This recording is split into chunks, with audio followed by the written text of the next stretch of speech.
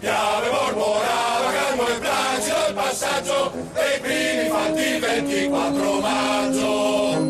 L'esercito marciava per raggiungere la frontiera, per far contro il nemico una barriera. Pudi passare quella notte infanti, tacere bisognava andare avanti, s'udiva intanto dalle amate sponde, sommesso lieve il mormorio dell'onde, era un presagio dolce e lusinghiero, il piave mormorò, non passa lo straniero.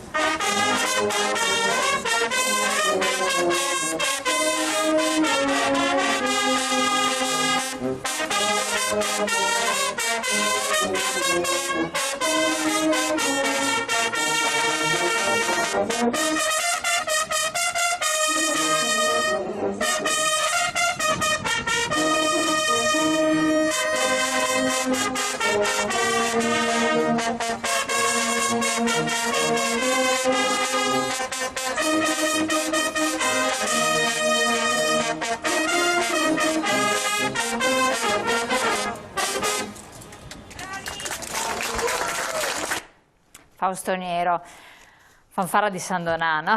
Presente, sempre il 2015 se non erro questo, no? Sì, qui siamo all'Altare della Patria a Roma, eravamo stati invitati per un concerto al Teatro Gassman, e proprio inerente, era il 24 maggio 2015, e proprio inerente alle celebrazioni della Grande Guerra per un concerto teatrale, perché con noi c'era un gruppo di alpini che appunto ha fatto la parte teatrale, poi noi abbiamo fatto la parte musicale, e non è mancata l'occasione per fare un saluto, per dare un saluto al nostro milite ignoto all'Altare della Patria.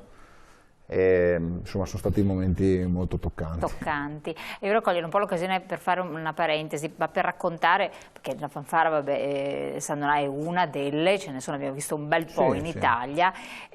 Quando nasce, due proprio parole per capire da chi è composta, quanti sono gli elementi, insomma due notizie informative. Sì, la fanfara di San Donà di Piave nasce nel 1966. Nasce come? Per iniziative? Nasce all'interno della sezione bersaglieri di San Donà di Piave. Le fanfare ANB, quindi dell'Associazione Nazionale Bersaglieri, nascono all'interno delle sezioni bersaglieri. Nasce per volontà di alcuni iscritti che magari avevano anche svolto il servizio di leva presso le fanfare reggimentali. Nasce con pochi elementi, come succede molto spesso in queste occasioni, e poi con l'impegno, insomma, di tutti negli anni cresce di numero, cresce di qualità, a volte attraversa momenti un po' più bui, a volte momenti un po' più solari e felici. Attualmente la fanfara, io ne sono il capo fanfara dal 2014. Chi è il capo fanfara? Io? Sì, no, che cosa rappresenta? Il capo fanfara è un ruolo difficilissimo. La guida spirituale. È un ruolo difficilissimo perché tutti i ragazzi che fanno parte non della nostra fanfara ma delle fanfare sparse in tutta Italia lo fanno per pura passione. Io dico spesso che far parte di una fanfara bersaglieri non è un hobby come può essere la pesca, ma è una passione, cioè o lo si fa per passione o non lo si fa. E non mi stanco mai di ringraziare i componenti della fanfara, tutti, perché partecipare alle prove, partecipare alle uscite vuol dire sacrificare il lavoro, sacrificare la famiglia, e molto spesso con grosse soddisfazioni personali, perché soprattutto quando ci si muove all'estero o, come dicevo prima, quando si va ai raduni nazionali, vedere la gente che piange nel vederti passare, sì, è molto emozionante e toccante. E attualmente la fanfara di San Donà è composta di circa 30 elementi. Abbiamo una scuola musicale interna che offriamo gratuitamente ai ragazzi del territorio, anche ai meno ragazzi, nel senso che c'è qualcuno anche un po' più avanti con gli anni, e diamo la possibilità a tutti di conoscere il nostro mondo, di conoscere la nostra musica e di portare un giorno il cappello piumato. Questo è possibile. Sì, sì, questo è possibile, c'è un percorso da fare chiaramente musicale, all'interno della fanfara di San Donà c'è anche un percorso di conoscenza storica del corpo che si deve fare, perché è giusto conoscere, sapere a cosa si va incontro e a quali sono poi le soddisfazioni che ci si può togliere, ma insomma dietro a dei risultati c'è sempre tanto lavoro, anche se è tutto volontariato. Assolutamente. Ecco, se mi consente, perché Fausto è anche una persona umile, però tra le circa 70-75 fanfare che in Italia, che noi miriamo a portare a San Donà di Piave e su tutto il territorio quella settimana, dal 7 al 13 maggio del 2018, devo dire che la fanfara di San Donà è una delle più prestigiose che abbiamo in Italia. Lo dico perché è stata già scelta in varie occasioni, come fanfara d'onore ad esempio nel 2015 a Rimini, ed è la fanfara d'onore per il nord Italia, perché ne viene scelta una del nord, una del centro, una del sud. Per il nord Italia viene scelta anche per il passaggio della Stecca, la famosa consegna della Stecca a Pescara, il 21 maggio qui del 2017, dove ci recheremo per il 65esimo raduno nazionale di bersaglieri a Pescara. La fanfara di San Donà e tutto il comitato organizzatore saranno lì a ricevere la stecca, questo simbolo insomma, che si usava nel periodo di leva, il passaggio di consegne tra la città organizzatrice e la città che farà il successivo raduno nazionale. Cosa sarebbe la stecca? Cioè nel periodo di leva cosa succedeva? La stecca sarebbe un simbolo sostanzialmente che poi ogni militare aveva un suo modo di identificare, chi segnava su un calendario, chi una stecchina, chi sotto il cappello, chi sotto la cintura, insomma è un passaggio di consegne. Nel caso di un raduno nazionale è una vera e propria pezzo di legno sostanzialmente di 1,5 metri dove sono segnati tutti i vari raduni nazionali. Come ho detto prima ne abbiamo fatti 64, ci stiamo accingendo al 65esimo ed è insomma affidare il futuro dell'Associazione Nazionale Bersaglieri alla città che ospiterà insomma il successivo raduno nazionale. Ecco. E quindi siamo pronti per andare a Pescara. Perfetto, poi però dopo Pescara naturalmente vi preparate per il Veneto perché subito dopo 2018 sì, stiamo già lavorando da 2 anni, però subito dopo insomma ci sarà un solo argomento in Italia, Piave 2018. Chiaramente, Piave 2018, non si discute. Ci sono eventi collaterali, no, che intanto organizzate, sì. Chi me ne può parlare di voi? Se qualcuno accennare qualche cosa? Ce ne sono tantissimi, ma uno molto bello, mi piacerebbe che ne parlasse Fausto perché è un'iniziativa unica in Italia e per la prima volta anche in Italia. Sì, diciamo che all'interno del, come diceva prima Antonio, vorremmo identificare l'evento Piave 2018 come il raduno, nel senso che vogliamo dare qualcosa di diverso.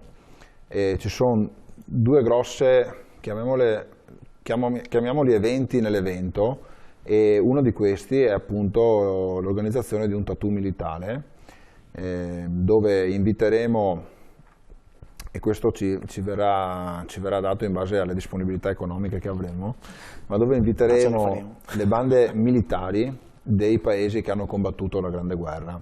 Qui ritorniamo quindi. Sì, li inviteremo qui a San Donà e faremo una grossa manifestazione il sabato pomeriggio, uno spettacolo di 3 ore, dove ogni banda si esibirà con le sue musiche, con le sue coreografie. L'evento si chiamerà La musica unisce i popoli, perché pensiamo che 100 anni dopo noi non dobbiamo celebrare la guerra, ma dobbiamo non celebrare la guerra. Cioè dobbiamo capire che cosa vuol dire guerra. Dobbiamo far capire e ricordare quello che di brutto è stato. E per cui pensiamo che la musica sia un viatico, insomma, uno dei più conosciuti per poter riappacificare e per poter trovarsi e ritrovarsi. Per cui ci sarà questa grossa manifestazione, la faremo in uno stadio nel centro città e sono già state attivate tutte quante le procedure, perché sai, invitare le bande militari non è così semplice, sarà un compito a cui chiederemo chiaramente aiuto anche allo SMER, allo Stato Maggiore dell'Esercito, certo. Che ci faccia da patrocinio e da collaborazione per questo. Assolutamente, per stare sempre un po' nella parentesi di questo evento che sarà, magari ne avremo modo di parlarne ancora per sensibilizzare le persone, perché avete deciso di coinvolgere i giovani? È importante questo perché, proprio per quello che è stato detto all'inizio, i bersaglieri, questi sconosciuti per alcuni. Per noi a San Donà è una consuetudine invece il bersagliere, ce l'abbiamo come monumento proprio sulle rive del Piave, quindi i nostri giovani sicuramente hanno un'idea, ma non solo, il comune di San Donà ogni prima domenica del mese ha un alzabandiera particolare fatto anche con l'intervento dei bersaglieri, proprio perché è una città decorata con croce di guerra e medaglia chiaramente al merito, e quindi ogni prima domenica del mese la cittadinanza può partecipare a questo e ci sono sempre i bersaglieri. San Donà vive i bersaglieri in modo molto interiore, ma i giovani che non hanno fatto il militare, quindi non lo conoscono come corpo militare, hanno bisogno di essere in qualche modo stimolati. Ci torna utile, e qui abbiamo le immagini appunto di una di queste conferenze che abbiamo tenuto ultimamente, abbiamo bisogno che i giovani capiscano che esiste in Italia, quindi non parlo solo del nostro territorio, ma esiste proprio in Italia un corpo importante, e non è l'unico, ma questo è molto importante, perché bisogna dare importanza al valore di ciò che è stato fatto e di ciò che si farà. Per noi i giovani sono il futuro, e il senso della patria, il senso di dignità anche, il senso di appartenenza avviene attraverso la conoscenza di un corpo militare come quello dei bersaglieri. Secondo lei c'è ancora senso di patria, oppure nei giovani è un po' lontanuccio? E poi si propone la pace ovviamente, non c'è più servizio di leva militare obbligatorio, è una scelta, poi vedremo anche se uno può scegliere di andare con i bersaglieri. A volte può sembrare anacronistico rendere anche i giovani partecipi, c'è chi dice che possa essere anacronistico renderli partecipi di certe situazioni. Lo è secondo lei o no? Il servizio di leva, ora non sta a me dire se sia anacronistico o meno, però senza dubbio temo che il senso di patria stia venendo meno negli ultimi decenni. E anzi temo che molto spesso il senso di patria emerga soltanto quando dobbiamo celebrare delle vittorie sportive. Quindi insomma l'intenzione se riusciamo a celebrare se riusciamo a celebrarle chiaramente, l'intenzione del comitato organizzatore del piano del 2018 è anche quello di coinvolgere il numero più vasto di persone e chiaramente anche di giovani, perché noi riteniamo che sia importante prima di tutto sentirsi italiani, avere un sentimento patrio, di un nazionalismo che non sfoci mai nel fanatismo, ma che sia un vero amore per il proprio paese. Poi ognuno di noi è libero di crescere, di fare le proprie scelte, di votare chi preferisce alle elezioni, però noi insomma ci piacerebbe che questo senso che noi sentiamo molto presente dentro di noi fosse comune a tutti quanti.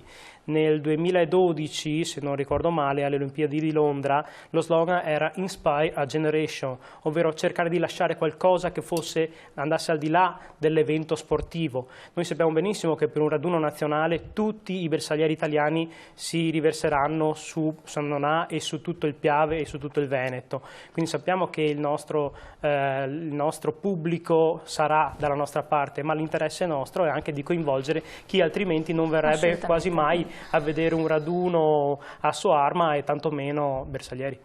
È compatibile con un discorso di Europa? Perché adesso stiamo andando verso i nazionalismi. No, già il fatto che noi durante il raduno abbiamo messo come manifestazione più importante una musica universale che sono le note musicali, che è la musica unisce i popoli, mettendo insieme tutte le nazioni europee, questo già dà la risposta, perché comunque, a prescindere che noi comunque festeggiamo un raduno di un'associazione combattentistica d'arma che sono i bersaglieri, un raduno che si ripete ogni anno in una località diversa, però Piave 2018 ha la caratteristica importante che è, come avevamo detto, un raduno dopo 20 anni nel Veneto, si svolge nel Piave, unisce tutti i popoli che hanno combattuto nella Grande Guerra, che si fronteggiano a colpi di note musicali e non certamente di proiettili e di fucili, quindi questo è un linguaggio universale che comunque è conosciuto da tutti, le note musicali, e quindi credo che il concetto di Europa sia comunque già inglobato all'interno del raduno stesso. Europa della pace, insomma, non certo quella della guerra, questo è fondamentale. No, noi non vogliamo assolutamente, vogliamo ricordare tutti quei giovani. Io avevo mio nonno che aveva 19 anni quando è andato nella prima guerra mondiale, nella fanteria, e che sono in trincea non sapendo con chi combattere, abbandonando la famiglia e tutto quanto quello che avevano più di caro al mondo. E qualcuno è tornato, tantissimi non sono tornati. Sono passati 100 anni, loro ci hanno dato qualcosa che noi dobbiamo ricordare per questo, ma noi non vogliamo celebrare la guerra, vogliamo celebrare la pace e quello che ci hanno dato con il loro sacrificio. Questo è una cosa importante. Torniamo su questo discorso, abbiamo un altro spezzone documentaristico che ripercorre appunto questi eventi, ma lo seguiamo dopo la pubblicità.